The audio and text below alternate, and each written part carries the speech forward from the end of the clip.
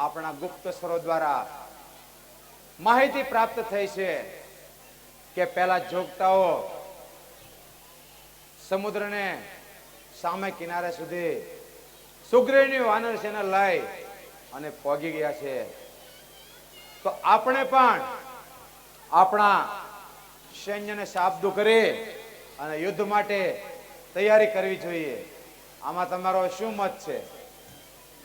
અરે ભાઈ, મોટા ભાઈ, આપ તો જાણો જ છો, યુદ્ધ વિશે વિચારતા પહેલા આપણે તેમાં થતી ખાના ખરાબી અને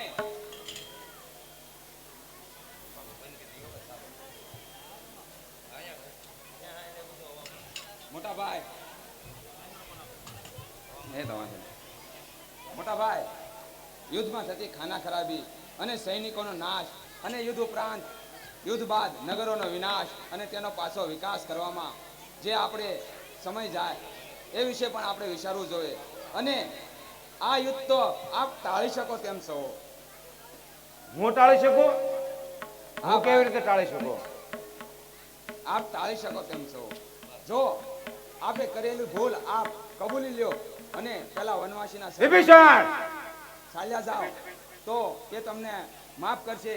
આપ પસ્તાવો કરી તેના શરણમાં ચાલ્યા જાઓ.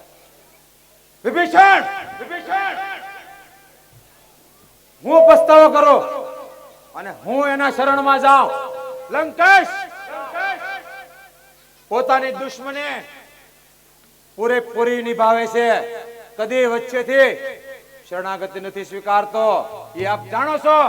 અને તું વિભીષણ આપ લંકેશના બંધુ થઈ અને આમ ડરપોક બનો છો. અરે મોટા ભાઈ, હું ડરપોક કે કાયર નથી, પરંતુ તમે જેને વનવાસી સમજો છો તે કોઈ સાધારણ વનવાસી નથી. તે શ્રી રામ. વિભીષણ દુશ્મનના નામ આગળ શ્રી નો લગાડ.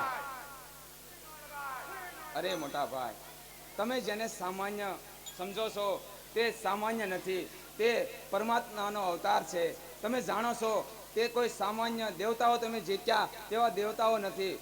તેના પરાક્રમ વિશે હજી તમે પણ જાણતા નથી. તેના શરણમાં ચાલ્યા જાઓ. બસ વિભીષણ,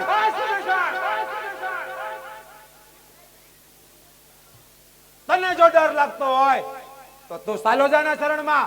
નથી જરૂર મારે તારી. હું લડી લઈશ એકલા હાથે યુદ્ધ. તું એક નહીં હો તો આ લંકાનું કાંગરું ખાંગું નહીં થાય. પણ આવા કાયર ના, આવા વેણ ન બોલતો. અરે મોટા ભાઈ, હું કાયર કે ડરપોક નથી, પરંતુ આપની એક ભૂલને કારણે આ સમગ્ર કુળનો નાશ થાય છે. જરા વિચારો તો ખરા. આપની એક ભૂલ કબૂલી લો તો પણ શા માટે નાશ થાય? નાશ શા માટે થાય? અરે ભાઈ, લંકેશની સેનામાં એટલી તાકાત છે કે પેલા જોગતાઓને જંગલની અંદર રોળી નાખે. અરે ભાઈ, હજી પણ તેના પરાક્રમને તમે ઓછું ના. બસ કર. દુશ્મનના વખાણ મારે મોઢે ન કર વિભીષણ, નહીતર મારી તલવારને ભાઈનું શક પણ આડું નહીં આવે.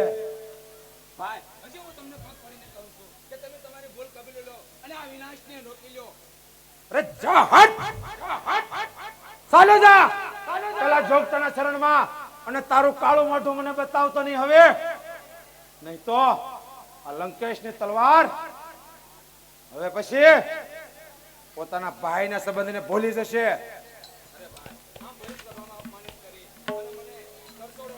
બસ ચાલો જા કીધું. મારી મતી ફરે એ પેલા લંકાના સીમાડા છોડી દે.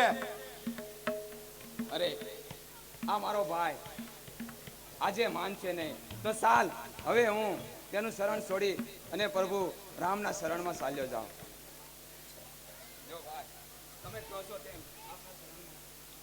જા તું, તારું કાળું મોઢું દૂર કર મારાથી. અને ફરી વખત જો લંકાના સીમાડામાં પગ દીધો તો યાદ રાખજો સૈનિકો, ધડથી મસ્તક જુદા. પ્રધાનજી ઉપાડી ગયો મુકુટને. અને તમે લંકાના સારે દરવાજા ઉપર, આખી લંકાના કોટ ઉપર એવો સખત પહેરો ગોઠવો કે કોઈ પરિંદા પણ ફરકી ના શકે. અને આપણી સેનાને એવી તૈયાર કરો કે ગમે તે ઘડીએ યુદ્ધ થાય તો યુદ્ધ કરવા માટે તૈયાર રહે. કચેરી બરખાસ્ત કરો.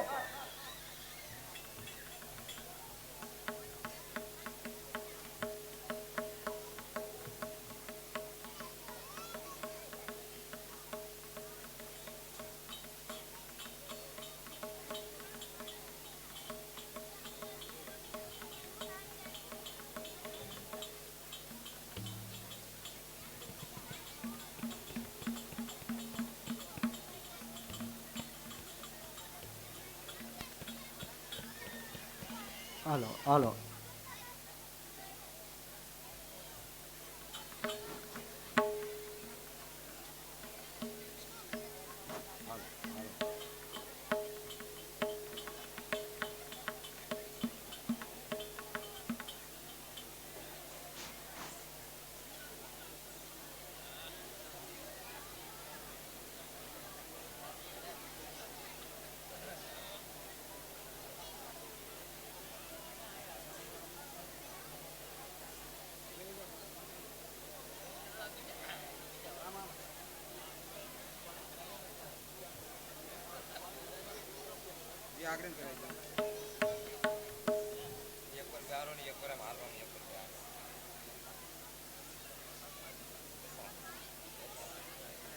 હા પ્રભુ શ્રી રામ, આપણે 18 પદમ વાનરનું ચેનને લઈ અને અફાટ સમુદ્રના કિનારે આવી પહોંચ્યા છીએ.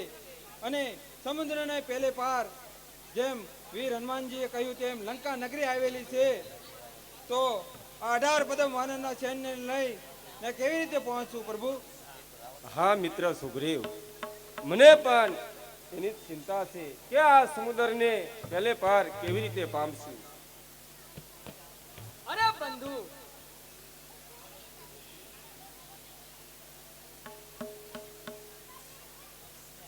અરે હનુમાનજી, સામેથી કોણ આવી રહ્યું છે? જો અજાણ્યો વ્યક્તિ છે તે કોણ છે તેનો પરિચય લઈ આવો. અરે આપ કોણ છો? હું લંકા નરેશ, રાવણનો ભાઈ વિભીષણ છું અને પ્રભુ રામને મળવા માંગુ છું. ભલે.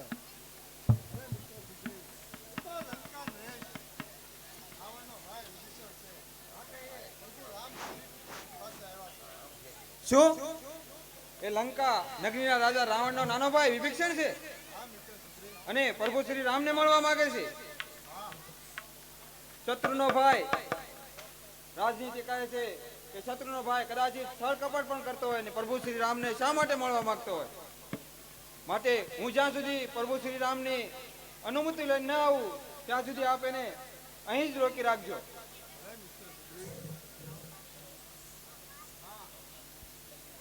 પ્રભુ શ્રી રામ, રાવણનો નાનો ભાઈ વિભીષણ આપણને મળવા માંગે છે. હા મિત્ર સુગ્રીવ, તેમને પણ કુશળથી આવવા દો. તો પ્રભુ એ શત્રુનો ભાઈ છે. હા મિત્ર સુગ્રીવ, એ ભલે શત્રુનો ભાઈ હોય, મારે શરણે આવે તે પણ તેનો સ્વીકાર કરવો એ મારો ધર્મ છે. શત્રુ હોય કે દુશ્મન, તેનો સ્વીકાર કરવો મારો ધર્મ છે. વિભીષણને રાજી ખુશીથી આવવા ગયો. ભલે પ્રભુ, જેવી આપની ઈચ્છા. હા વીર હનુમાનજી, વિભીષણને પ્રભુ શ્રી રામ પાસે લઈ આવો. શ્રી રામના શરણમાં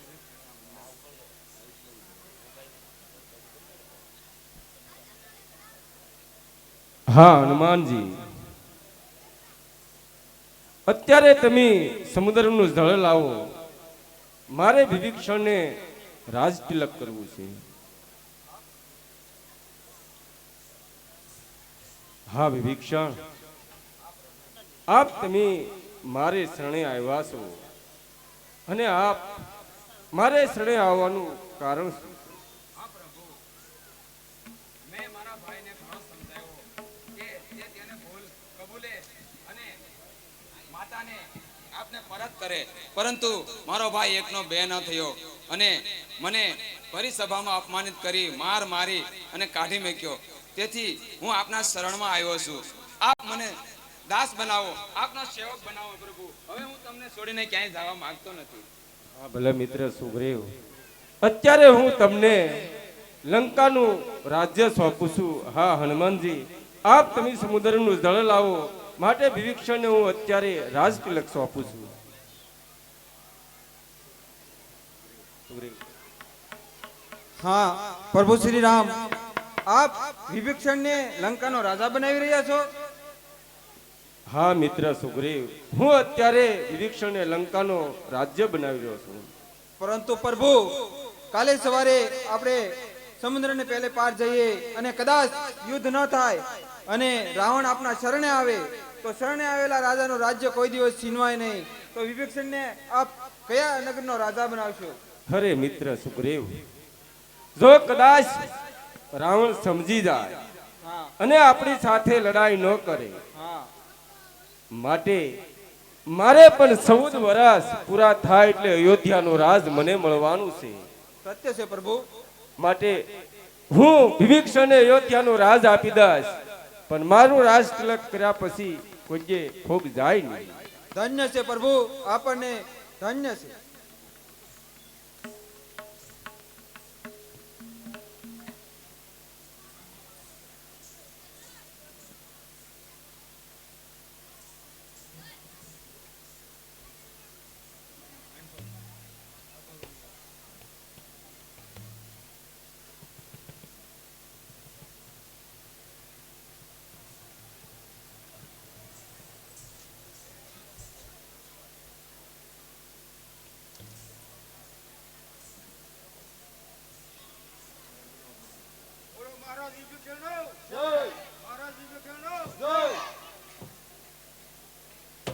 હા પ્રભુ, ઘણો સમય વીતી ગયો છે, પરંતુ 18 પદમ વાનરને સમુદ્રને પહેલે પાર લંકા નગરી પાસે પહોંચાડવા કઈ રીતે, એ જ મોટી મારા મનની અંદર મૂંઝવણ ચાલી રહી છે. અરે શેષ બંધુ, જો આપ આજ્ઞા આપો ને તો એક જ બાણના પ્રહારથી હું આ સમુદ્રના જળને સૂપી નાખું અને લંકા સુધી જવાનો માર્ગ કરી આપું બંધુ. હા લઘુબંધુ લક્ષ્મણલાલજી, આપ શાંત થાઓ. અત્યારે હું સમુદ્રને પ્રાર્થના કરી જોઉં છું. જો તે છતાં માર્ગ ન આપે તો આપ કહો તેમ જ થશે. માટે હું અત્યારે સમુદ્ર દેવની સ્તુતિ કરું.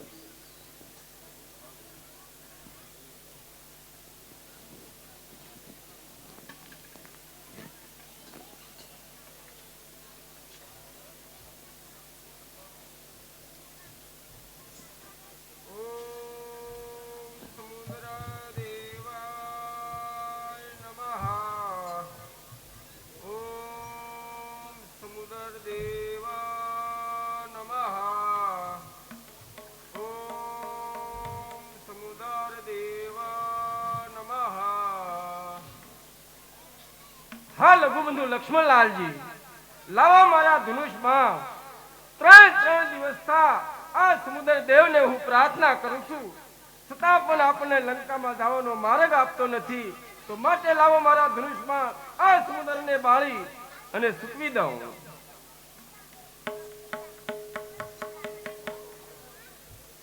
ત્રાહિમામ પ્રભુ, જો આપ મને મારશો તો મારી અંદર રહેલા અનેક જીવોનો નાશ થશે. હા સમુદ્ર દેવ, તો અમને લંકા તરફ જવાનો માર્ગ આપો. આપની સૈન્યની અંદર જે નળ અને નીલ નામના 2 વાનરો છે તેને આગળ રાખી અને તમે સેતુબંધ બાંધો. હરે સમુદ્ર દેવ, અમારો એક રઘુકુળનો રિવાજ છે કે એક પછી બાથામાં બાણ ઉપર તીર ચડ્યું પછી પાછું બાથામાં જાય નહીં. તો આપ કહો કે આ બાણ હું ક્યાં છોડું?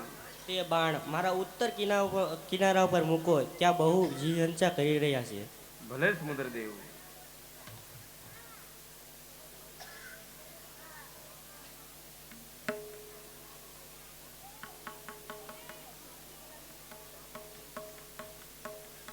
હા હનુમાનજી,